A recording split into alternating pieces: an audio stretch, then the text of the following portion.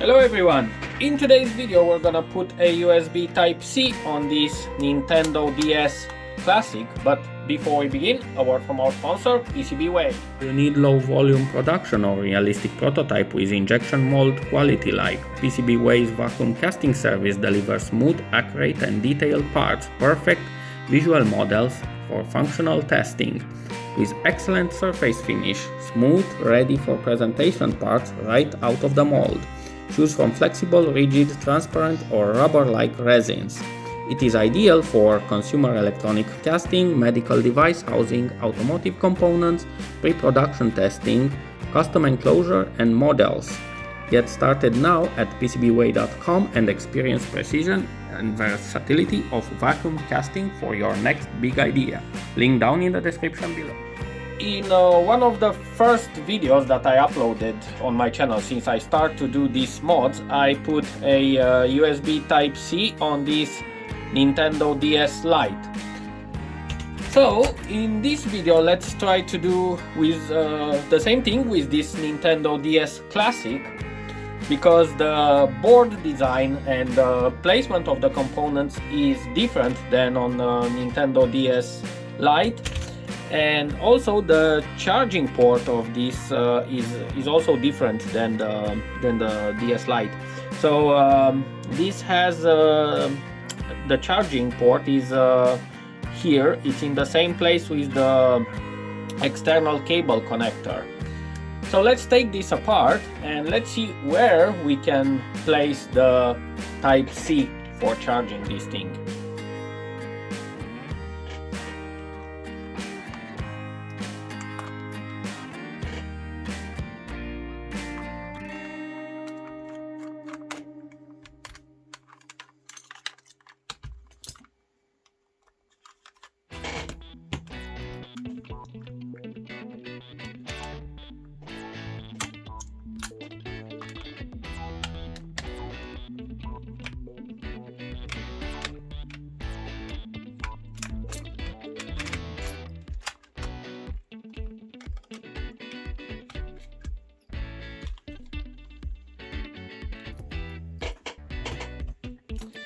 Okay, so for this project we're gonna use this Type-C connector, which has the two 5 kilo ohm resistors that will let us use any type of Type-C cable. So we can use basically any charger or any Type-C to Type-C cable to charge this thing. The placement of this when I made the mod of the Nintendo DS Lite, I simply just removed the entire port and I just replace it with the Type-C. So as I said, in the case of this one, I don't want to replace, I don't want to remove this socket from here, and the best place for this should be here, but I think we should take the board apart and put it on the other side of the board, because we don't want to block the access of the Game Boy cartridge, which goes inside here. So let's take this further apart. Let's also remove the motherboard from here.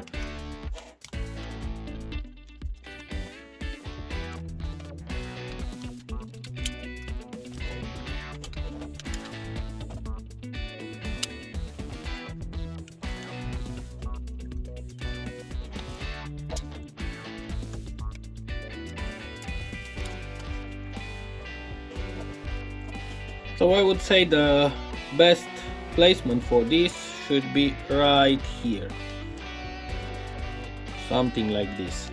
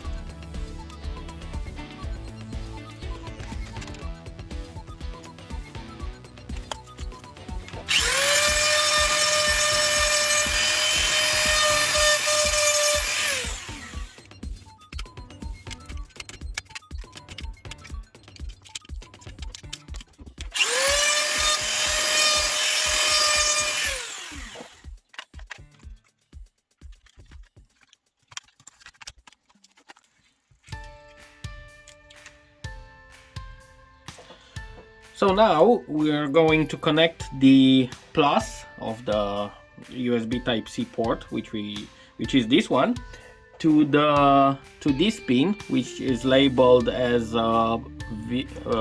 voltage input, and ground, which is this one. We're going to connect. Basically, we can connect it to any ground pin on the board, but since we have the pin right here, we're gonna use these two wires. So we're gonna connect at first the plus, the positive one, like this. This will go here.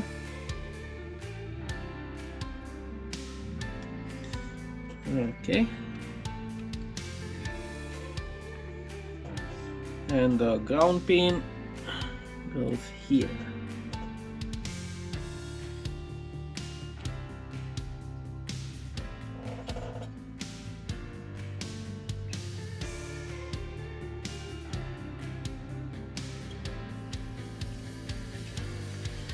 Something like this. Okay, so now we're going to put some tape here. Make sure it doesn't make any short circuit.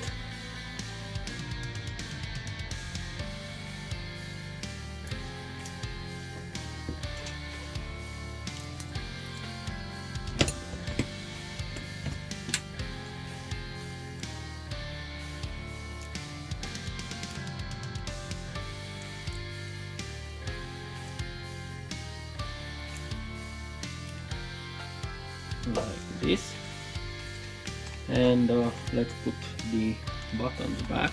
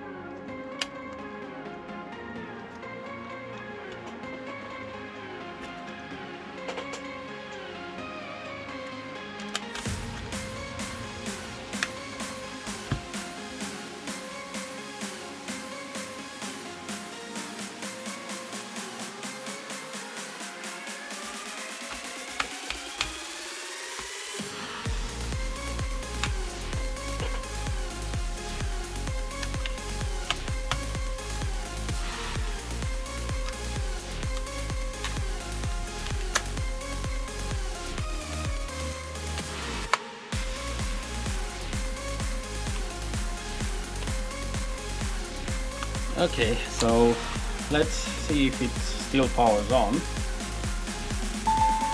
And yes, it seems starting. Okay, so let's now check if the charging is working. So at first we'll use this Type C to Type A port, and this charger, we're gonna plug it in.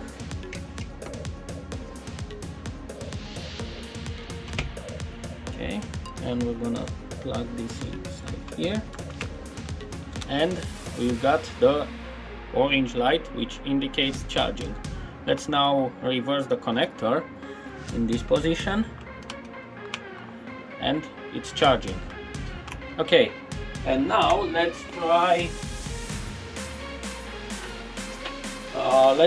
a Type C to Type C port, and for this I'm going to use my phone here, so I'm going to plug this into my phone and this inside here, and it should charge. And yes, we've got the orange light. We're gonna reverse now the connector, and it's still charging. So yeah, with this being said, the mod is successful, and yeah, the port is not in the way of you can play while charging, and yeah, it still preserves all the functionality. So yeah, thanks a lot for watching, and see you in the next video.